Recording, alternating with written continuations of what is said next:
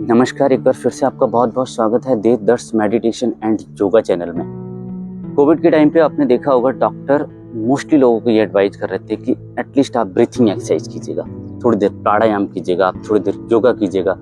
और एक बात कह रहे थे कि 30 सेकंड सांस रोकने की कोशिश कीजिए, रोक के देखिए। एक्चुअली 30 सेकंड वाला लॉजिक ये था कि वो आपके फेफड़ों को देखना चाहते थे कि आपके फेफड़े कितने ज़्यादा स्ट्रांग हैं, कि आपके फेफड़े उस वायरस से लड़ने के लिए सक्षम हैं या नहीं है। प्राणायाम करने के लिए इसलिए बोला जा रहा था कि प्राणायाम करने से क्या होता है कि आपका इम्यून सिस्टम, आपका मेटाबॉलिज्म, आपकी हीलिंग पावर इंप्रूव होती है, जिससे कि बॉडी आपकी इतनी सक्षम हो सके उस कोविड जैसे वायरस से आपकी बॉडी लड़ सके, फाइट कर सके। और इन सारी चीज़ों को देखते हुए ना योगा प्राणायाम को कहीं ना कहीं बहुत सारी कंट्रीज ने पूरी तरीके से अपना भी लिया है कोविड के बाद से। और कोविड के बाद से मोस्टली लोग जो है ना योगा की तरफ मूव भी कर रहे हैं। बट मैं आपको एक चीज़ बताऊं, योगा से बहुत सारे फायदे हैं। प्राणायाम से आपका इम्यून सिस्टम स्ट्रांग हो जाता है, आपकी हीलिंग पावर इंप्रूव हो जाती है, जिससे कि आपका किसी भी तरीके का वायरस या बैक्टीरिया आपकी बॉडी पे अटैक नहीं कर सकता है। बट एक चीज़ मैं और आपको बताना चाहूँगा कि सही तरीके से किया गया प्राणायाम ना आपको बहुत तरह के फायदे दिला सकता है जो आप सोच भी नहीं सकते हैं। बट वहीं पे अगर प्राणायाम में गलतियां करी जाएं, गलत तरीके से प्राणायाम करा जाए तो आपको बहुत तरीके के नुकसान भी पहुंचा सकता है। तो आज का बेसिकली हमारा जो वीडियो है वो इसी टॉपिक पे है कि आप में भी से कोई भी ऐसा कोई पर्सन प्राणायाम करते टाइम कुछ गलतियां तो नहीं कर रहे। तो आप इस वीडियो में लास्ट तक जरूर बने रहिएगा और ध्यान से देखिएगा, कहीं छोटी छोटी कोई गलती आप भी तो नहीं कर रहे हैं। अगर कोई गलती आप कर रहे हैं तो इस वीडियो के माध्यम से आप अपनी गलती को सुधार सकते हैं। तो बढ़ते हैं नेक्स्ट, आगे बढ़ते हैं कि हम जानेंगे कि प्राणायाम करते टाइम कौन कौन सी गलतियां जो हैं जिनको हमें नहीं दोहराना चाहिए। उनका सुधार करने से हम प्राणायाम के कहीं ना कहीं मैक्सिमम फायदे ले सकते हैं। चलिए बढ़ते हैं।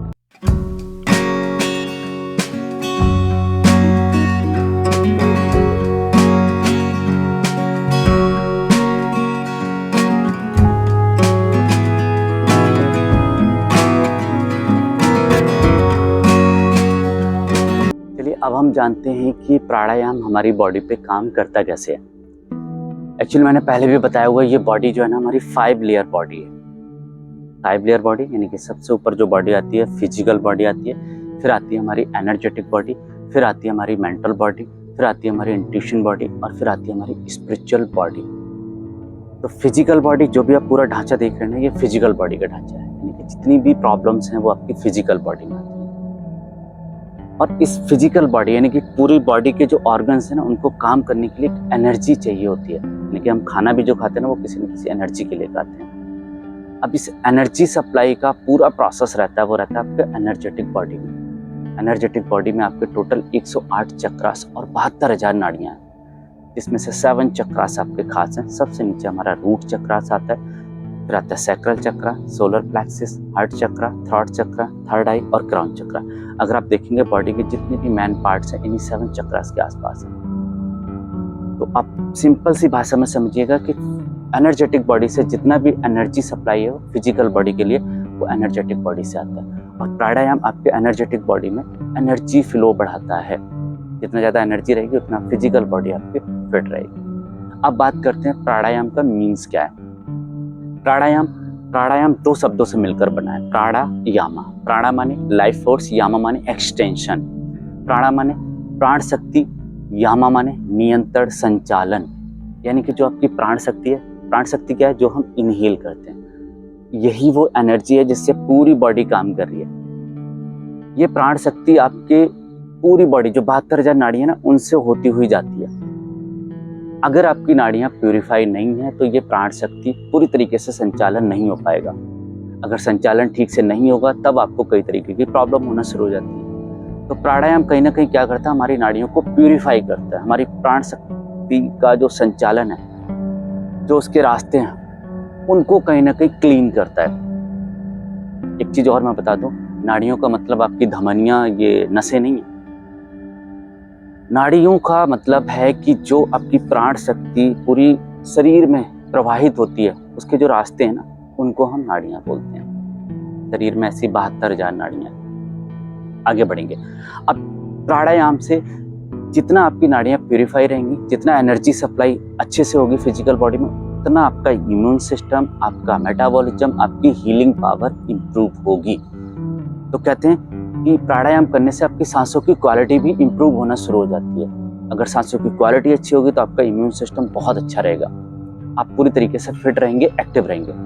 एक एग्जाम्पल के साथ और समझते हैं। उससे पहले मैं एक और सवाल अगर आपसे इसी से जुड़ा हुआ करें, कि आपको पता है कि 1 मिनट में हम कितनी सांसें लेते हैं? चलिए, ज़्यादा दिमाग पे जोर मत डालिए, मैं बता देता हूँ। 1 मिनट में जनरली अगर आप काउंट करेंगे तो 18, 19, 20 इस तरीके से सांसें हमारी चलती हैं।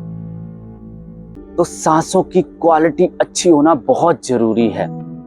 आप देखिए, जो भी आपकी सांसें चलती हैं 1 मिनट में, आप डेली प्राणायाम करना शुरू कीजिएगा, योगा करना शुरू कीजिएगा, आप देखेंगे कि आपकी सांसों की क्वालिटी इंप्रूव होना शुरू हो गई है। काउंटिंग कम हो जाएगी।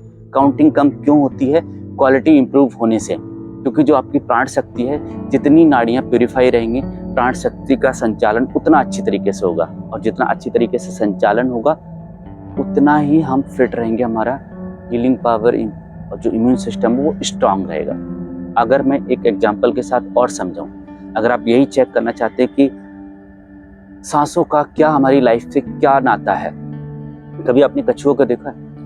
कछुआ जो है वो 1 मिनट में 4 से 5 सांसें लेता है सिर्फ। उसकी आयु पता आपको कितनी है? 200 से 400 साल तक वो जीता है। उसके बाद अगर मैं सांप की बात करूं, सांप जो है ना 1 मिनट में 8 से 10 सांसें लेता है। उसकी आयु पता है कितनी?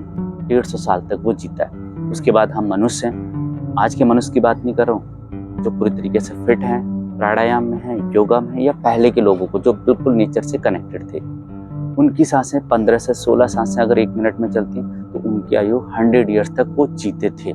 उसके बाद अगर हम घोड़े की बात कर लें तो घोड़ा जो है ना कहीं 40 साल तक जीता है, और उसकी सांसें कहीं 20 से 25 सांसें उसकी होती हैं। उसके बाद हम बिल्ली की बात करें तो बिल्ली कहीं 1 मिनट में 30 सांसें लेती है। उसी के हिसाब से उसकी एज कम हो जाती है, 30 साल तक, 25 साल तक वो जीती है। कुत्ते की बात करें, कुत्ते को देखा आपने? वो 1 मिनट में 30 से भी ऊपर सांसें ले जाता है। उसकी आयु सिर्फ 14 से 15 साल होती है। यानी कि सीधा कनेक्शन। आयु का मतलब ये है कि अगर आपकी इम्यून सिस्टम अच्छा रहेगा, आपकी सांसों की क्वालिटी अच्छी रहेगी, तो आप पूरा जीवन स्वस्थ रह पाएंगे। स्वस्थ रहेंगे तभी तो आपकी आयु बढ़ेगी, अदरवाइज तो इतनी परेशानियां लग जाएंगी कि आपका जीना तो उस पार हो जाएगा। तो प्राणायाम का सीधा मतलब है आपकी सांसों की क्वालिटी को इम्प्रूव करना। अब हम जानेंगे कि क्या आप प्राणायाम करते टाइम कुछ गलतियां तो नहीं कर रहे हैं, क्योंकि वो गलतियां आपको इतनी महंगी पड़ जाती हैं कि कहीं ना कहीं जो प्राणायाम से हमें फायदे मिलने चाहिए उसकी जगह हमें नुकसान होने शुरू हो जाते हैं। तो कैसे हम अपनी सांसों की क्वालिटी को इम्प्रूव कर सकते हैं, कैसे हम अपने इम्यून सिस्टम को ठीक कर सकते हैं, कैसे अपनी हीलिंग पावर को इम्प्रूव कर सकते हैं, अभी भी इस वीडियो में लास्ट तक जरूर बने रहिए। अब हम आगे स्टेज में जानते हैं कि कौन कौन सी वो गलतियां हैं जिनको हमें नहीं करना चाहिए प्राणायाम करते समय। चलिए बढ़ते हैं आगे। चलिए अब हम जानते हैं वो कौन कौन सी गलतियां हैं जिनको हम जाने अनजाने में कर बैठते हैं। पहली गलती अगर मैं देखूं, बिना आसन लगाए, बिना मैट बिछाए आप प्राणायाम करना शुरू करें। कोई भी लोग अगर ऐसी गलती कर रहे हैं तो उससे क्या नुकसान हो सकते हैं, मैं उस पर आपको जरूर बता देता हूँ।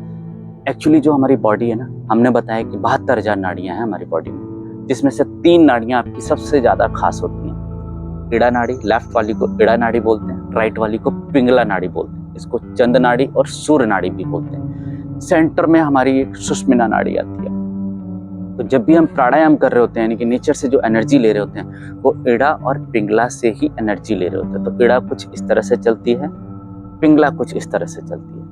ये नाड़ियां सीधी जाती हैं, और हमने बताया ना कि जो एनर्जी है वो हमारे रूट चक्रास से क्राउन चक्रास तक जाती है, और सारे बॉडी ऑर्गन्स इन्हीं चक्रास से कनेक्टेड हैं, जो मैन जितने भी हमारे बॉडी ऑर्गन्स हैं। तो अगर हम जमीन पे बैठ के प्राणायाम कर रहे हैं तो जो एनर्जी हम इड़ा और पिंगला से ले रहे हैं, तो अगर हम जमीन पे हैं तो कहीं ना कहीं वो एनर्जी, वो हीलिंग सारी जमीन में ही जा सकती है। यानी कि एनर्जी हमेशा नीचे से ऊपर की तरफ बढ़ती है, यानी कि रूट चक्रा से क्राउन चक्रा की तरफ बढ़ती है। हमेशा सुनिश्चित कीजिएगा कि जब भी आप प्राणायाम करें जरूर नीचे कोई आसन जरूर लगाइएगा, मैट बिछाइएगा, कंबल बिछा लीजिए, चादर दरी कुछ भी जरूर बिछाइएगा।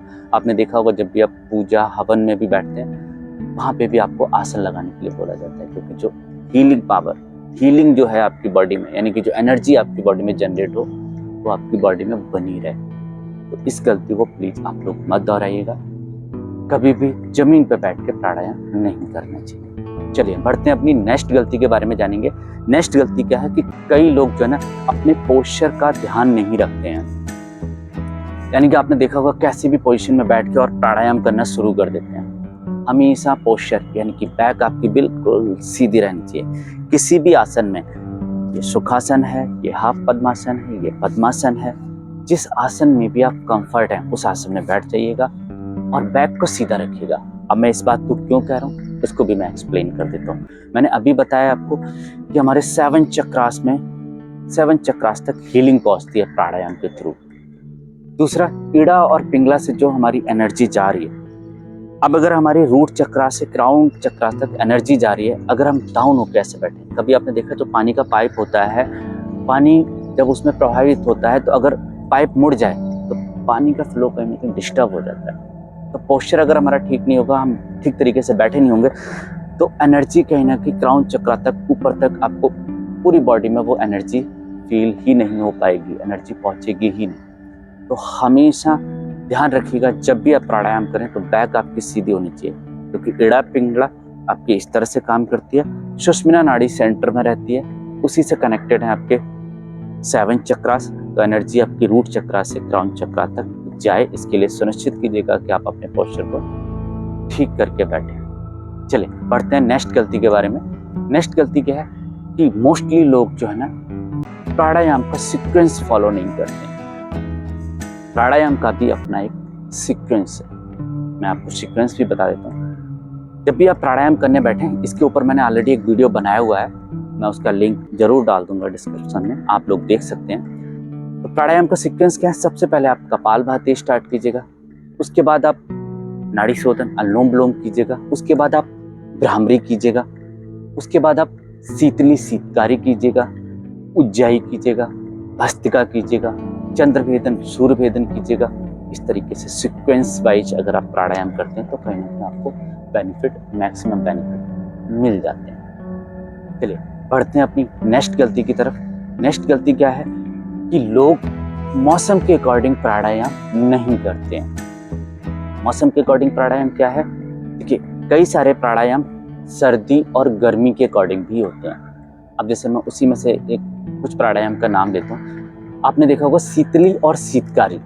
शीतली और शीतकारी बेसिकली सिर्फ और सिर्फ गर्मियों के प्राणायाम है। अगर हमें किसी ने बता दिया कि आप शीतली शीतकारी बहुत अच्छा, शीतली शीतकारी के बहुत तरह के बेनिफिट भी हैं। अब शीतली शीतकारी अगर हम सर्दियों में करेंगे तो क्या होगा, हमें कोल्ड कफ बढ़ जाएगा।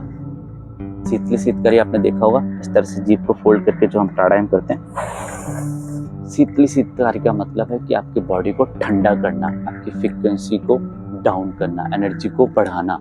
अगर हम सर्दियों में ये प्राणायाम करेंगे तो हमें फायदे की जगह नुकसान होने शुरू हो जाएंगे। नेक्स्ट अगर हम बात करें तो एक और प्राणायाम आता है चंद्रभेदन और सूर्यभेदन। चंद्रभेदन को हम गर्मियों में करते हैं, सूर्यभेदन को सर्दियों में करते हैं। तो यहाँ पे भी हम लोग कई बार मिस्टेक कर जाते हैं कि चंद्रभेदन को भी हम कहीं ना कहीं सर्दियों में करते रहते हैं। तो हमेशा मौसम के अकॉर्डिंग ही प्राणायाम कीजिएगा। चलिए नेक्स्ट गलती के बारे में जानते हैं। कई लोग अपने रोग के हिसाब से प्राणायाम नहीं करते हैं। अब रोग के हिसाब से क्या है, अगर बीपी अगर आपका हाई रहता है तो हाई बीपी में कभी भी कुछ प्राणायाम लाइक जैसे भस्त्रिका हो गया, कुंभक हो गया, वो लगाने के लिए थोड़ा मना किया जाता है। ज़्यादा देर कुंभक नहीं लगा सकते आप, भस्त्रिका प्राणायाम मत कीजिएगा आप, है ना। तो दूसरा, अगर किसी का बीपी हाई रहता है तो उनको सिर्फ चंद्रभेदन करने के लिए बोला जाता है कि बॉडी जो है ना आपकी कूल डाउन होती चली जाए।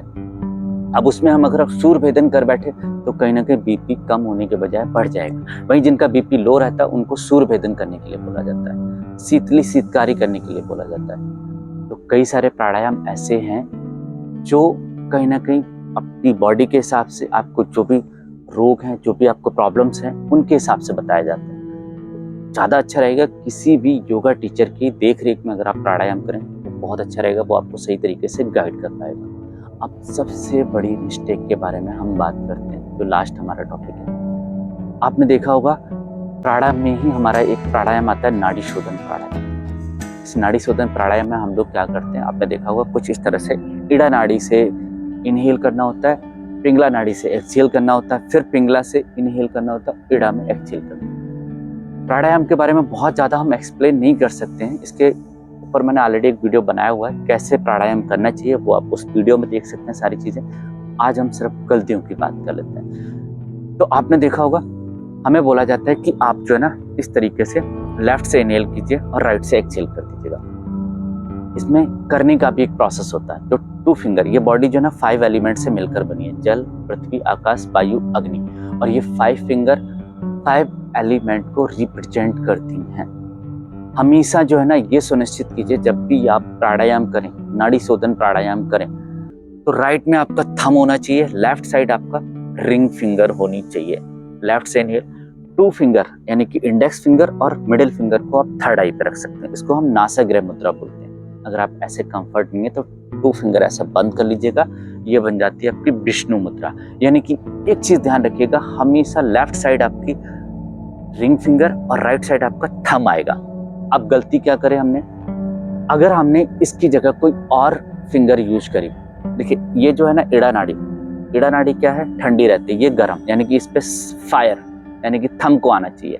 अगर हम कोई और फिंगर यूज करेंगे, लाइक जैसे अगर मैंने लेफ्ट साइड लिटिल फिंगर को यूज किया तो ये वाटर को रिप्रेजेंट करती है, यानी कि एनर्जी फ्लो को डिस्टर्ब करेगी। मैंने इंडेक्स फिंगर को यूज किया तो ये ईयर को, तो कहीं ना कहीं हमारी एनर्जी फिर से डिस्टर्ब होगी। तो हमेशा ध्यान रखिएगा रिंग फिंगर और थंब यूज करेंगे। अब एक गलती और क्या कर लेते हैं, हमको ये तो पता चल जाता है कि थंब और रिंग फिंगर यूज करनी, ये हाथ थक गया तो हम लेफ्ट साइड से स्टार्ट हो जाते हैं। अब देखिए एनर्जी फिर से आपकी डिस्टर्ब हो जाएगी, क्योंकि लेफ्ट साइड तो रिंग फिंगर आनी चाहिए तो वहां पे हमने सन को रख दिया, यानी कि फायर को रख दिया, और यहाँ पे रिंग फिंगर लेके चले गए, फिर से एनर्जी आपकी डिस्टर्ब हो जाएगी। तो एनर्जी डिस्टर्ब ना हो इसके लिए हमेशा सही तरीका क्या है, रिंग फिंगर और थंब।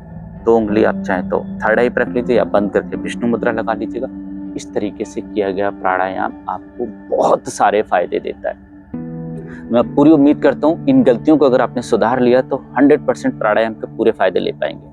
और मैं ये भी पूरी उम्मीद करता हूँ कि ये जानकारी, ये वीडियो आपको जरूर पसंद आई होगी, और आपको लगता है कि आपके कोई फ्रेंड सर्कल, आपके दोस्त, कोई आपके रिश्तेदार, कोई आपके जानने वाले इस तरह की गलतियां करते हैं, उनको आपने करते हुए देखा है, तो उनको ये वीडियो जरूर शेयर कीजिएगा।